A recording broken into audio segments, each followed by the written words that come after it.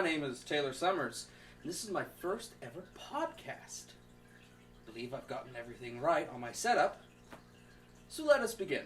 Today I am covering a case summary of McNamara versus Freedom Press.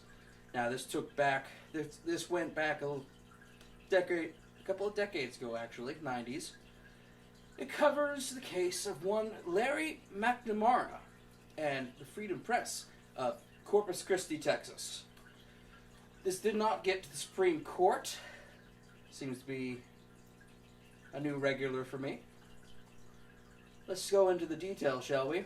So, one afternoon, Larry McNamara was playing a game for his high school soccer team. This was at a public event, and apparently the press were involved. During the game, a series of photos were taken by the press, one of which was a controversial photo. I'll go over that in a second. But it turns out McNamara had not worn all of his gear that day. And it was discovered later on that in the photo, and whereas he was striding along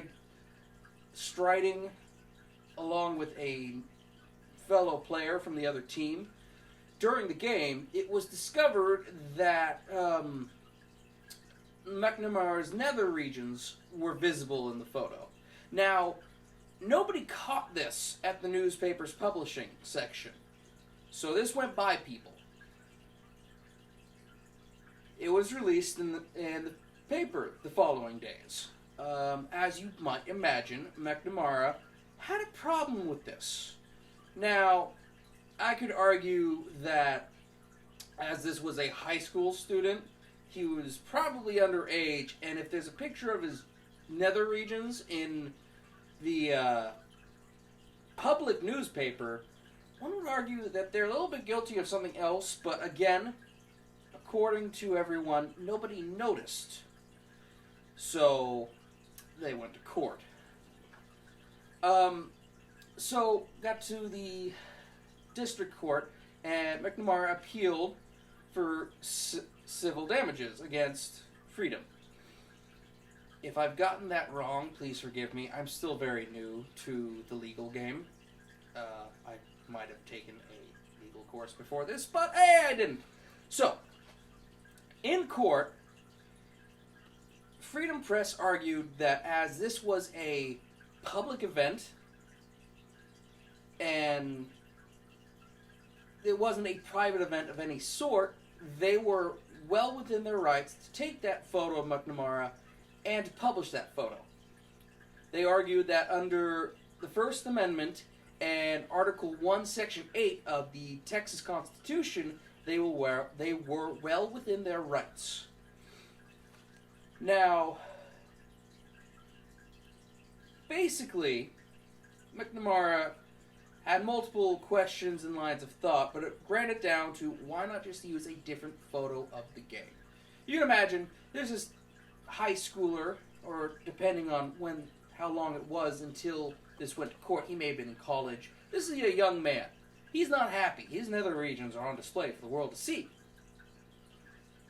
But as I said, they believe they were under protection of both First Amendment and the Texas Constitution. Another thing that McNamara argued was that by releasing that photo of his nether regions, that the Freedom paper had, and I quote, violated the bounds of human decency. I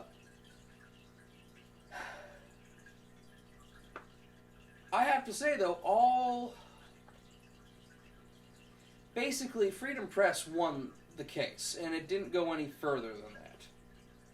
And again, the court were in the decision that under the First Amendment and Article 1, Section 8 of the Constitution, Texas Constitution, they were protected. Now, if I was to say anything about my personal thoughts, I really hope they removed the picture regardless, because if you could say that they published a photo of a miner's nether regions. That in itself is... I don't know why he didn't sue them for that. Probably would have won that case. Good old Christian state. So, I'll be back soon with the next case summary, and I hope you have a wonderful rest of the week.